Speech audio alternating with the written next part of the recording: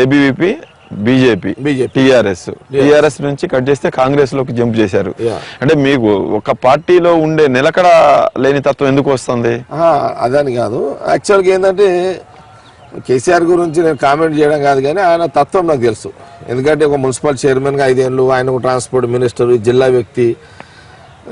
నాకు మొదటి నుంచి కేసీఆర్ గారి మీద ఒక అభిప్రాయం ఏంటంటే ఆయన జనరల్గా పబ్లిక్ అందుబాటులో ఉన్నాడు ఆయన. కాబట్టి నేను 2004 ఎన్నికల్లో నన్ను యాక్చువల్గా ఆయన టికెట్ ఇస్తాను తోలుకపోయిన వ్యక్తి.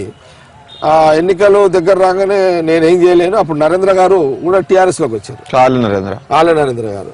అయితే ఆ టైం ఆయన ఎంపీ క్యాండిడేట్ ఇక్కడ మెదక్ పార్లమెంట్గా. సరే మరి వారు ఏమన్నారంటే, కేసీఆర్ గారు నేను ఇప్పుడు టికెట్ నీకు ఇవ్వలేను, నా చేతులు లేదు, నరేంద్ర గారు ఇన్ఛార్జ్ అని వారు చేతులు ఎత్తేసారు కేసీఆర్ గారు.